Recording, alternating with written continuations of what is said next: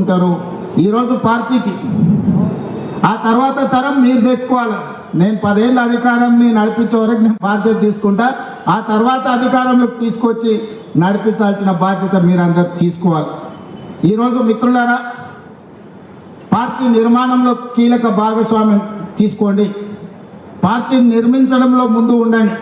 ఇవాళ కాంగ్రెస్ పార్టీ జాతీయ స్థాయిలో సంక్షేమ పథకాలు కావచ్చు, ఆడబిడ్డలకు ఉచిత ప్రయాణం కావచ్చు, లేకపోతే ఆడబిడ్డలకు రుణమాఫన 0% వడ్డీ కావచ్చు. ఈరోజు నిరుద్యోగ యువకులకు సంబంధించి దేశంలోనే మొదటి సంవత్సరంలో 60,000 ప్రభుత్వ ఉద్యోగాలు ఇచ్చిన రాష్ట్రం ఏదైనా ఉంది అని అంటే అది తెలంగాణ రాష్ట్రం. మన కాంగ్రెస్ పార్టీ అధికారంలోకి వచ్చిన తర్వాతనే సాధ్యమైంది. 10 సంవత్సరాలు వాళ్ళు ఉద్యోగాలు ఇవ్వలే. ఆనాడు నోటిఫికేషన్లు ఇస్తే పరీక్షలు లేవు, పరీక్షలు పెట్టే ప్రశ్నపత్రాలు జిరాక్స్ సెంటర్లలో పల్లి బఠానీలు అమ్ముకునే పరిస్థితి. పబ్లిక్ సర్వీస్ కమిషన్ అంటే అదొక దళారుల అడ్డగా మార్చింది.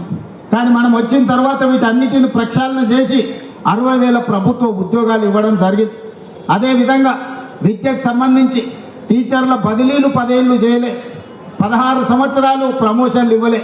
మనం అధికారంలోకి వచ్చిన ఎంబడి 35,000 మంది టీచర్లను బదిలీ చేసినాం, 22,000 మంది టీచర్లకు ప్రమోషన్లు ఇచ్చినాం, 11,000 మంది టీచర్లను నూతన నియామకాలు చేపట్టి విద్య మీద ఫోకస్ పెట్టి పేదవాడికి విద్యను అందించాలి, ఈ దేశ భవిష్యత్తు తరగతి గదుల్లో ఉంది అని చెప్పి ఈరోజు కాంగ్రెస్ పార్టీ నిర్ణయం తీసుకున్నది.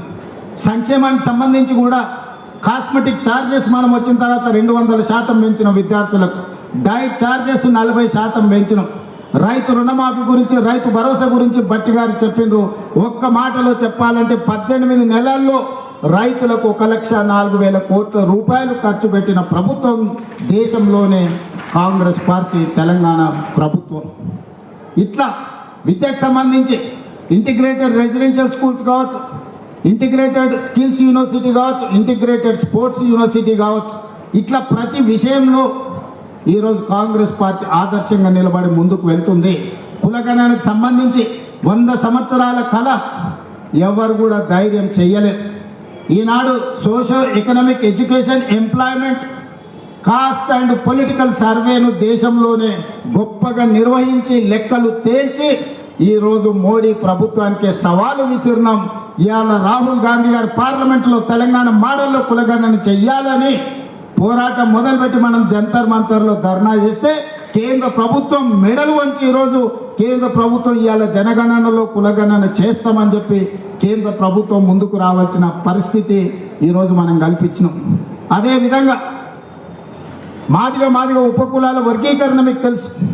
30-35 సంవత్సరాల నుంచి పోరాటాలు చేస్తున్నారు వాళ్ళు. ఎంతోమంది అందులో ఎంతోమంది ఎన్నో త్యాగాలు చేసి అలాంటి సమస్యకు శాశ్వత పరిష్కారం చూపించి ఈరోజు ఎస్సీ ఉపకులాల వర్గీకరణను దేశానికి ఆదర్శంగా ఉండేటట్టు ఈరోజు తెలంగాణ ప్రభుత్వము నిర్వహించి ఈరోజు మనం ముందుకు వెళ్తున్నాం.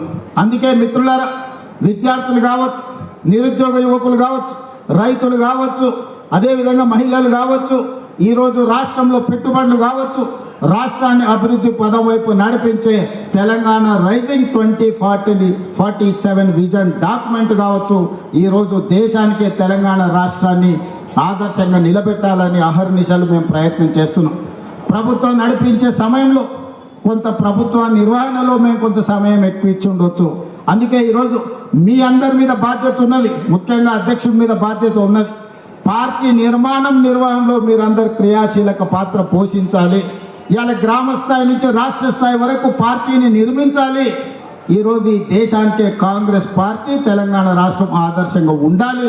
ఈ బాధ్యత మీరందరూ నిర్వహిస్తారని నేను సంపూర్ణంగా విశ్వసిస్తున్నా. ఇక్కడ ఉన్న వాళ్ళందరికీ నా సూచన ఒక్కటే, ఇవాళ చాలామంది ఇక్కడ జిల్లా పార్టీ ప్రెసిడెంట్లు, రాష్ట్ర స్థాయిలో బాధ్యత వహించిన వాళ్ళు ఎమ్మెల్సీలు, మంత్రులు, ఎంపీలు అయింది. రేపు భవిష్యత్తులో కూడా పార్టీ పదవే కదా అని చిన్న చూపు చూడకండి. ఈ పార్టీ పదవే మిమ్మల్ని పెద్ద నాయకులుగా తీర్చిదిద్దుతుంది, గొప్ప అవకాశాలను అందిస్తుంది. పార్టీ పదవిని చిన్న చూపు చూసిన, పార్టీ ఇచ్చిన పదవిని నిర్లక్ష్యంతో నిర్వహించిన అది తీరని నష్టం మనకే తెచ్చిపెడుతుంది. మనం చేసే కష్టం మనం ఎదగడానికి ఉపయోగపడుతుంది. మనం చేసే పని 10 మందికి ప్రయోజనం చేకూరుతుంది. అందుకే ఈరోజు మీ పదవులు వచ్చిన వాళ్ళందరికీ వచ్చే ప్రభుత్వంలో 2029లో రెండోసారి ఏర్పడబోయే ప్రభుత్వంలో ఈరోజు పార్టీ పదవులు ఉన్న వాళ్ళకి చాలామందికి అవకాశాలు వస్తాయి. డీలిమిటేషన్ జరగబోతుంది, సీట్లు పెరగబోతున్నాయి, మహిళా రిజర్వేషన్లు రాబోతున్నాయి, మా ఆడబిడ్డల అవకాశాలు పెరగబోతున్నాయి, జమిలీ ఎలక్షన్లు కూడా తెస్తామని చెప్తున్నారు. ఇవన్నీ రాజకీయ అవకాశాలను పెంచుతాయి. మరి ఆ సమయానికి మీరు రెడీగా ఉండాలి. మీరు సమయం వచ్చినప్పుడు మీరు సిద్ధంగా లేకపోతే బట్టలు డ్రై క్లీన్లో ఉన్న ఇస్త్రీ బట్టలు తెచ్చుకుంటామని అటే పోయినంటే బీఫామ్ మీ దగ్గరికి రాదు. మీరు ప్రజల దగ్గర ఉండండి, ప్రజల సంక్షేమం కోసం పనిచేయండి, తెలంగాణ అభివృద్ధిలో భాగస్వాములు కాండి. తప్పకుండా ఈ పార్టీ ఈ ప్రభుత్వం ప్రజలకు మేలు చేస్తుంది. మీరందరూ కూడా మాతో నడవాలి. ఇంతకుముందు పిఎస్సిలో మహేష్ గౌడ్ గారు ఒక మాట చెప్పింది, ఈ 18 నెలల పరిపాలన ఒక గోల్డెన్ పీరియడ్ అని. ఈ గోల్డెన్ పీరియడ్ని ప్రజల దగ్గరికి తీసుకెళ్ళాలి. పనిలో మేము నిమగ్నమైనం. ప్రసార సాధనాలు మనకు కొన్ని సహకరిస్తే కొన్ని సహకరించవు, కానీ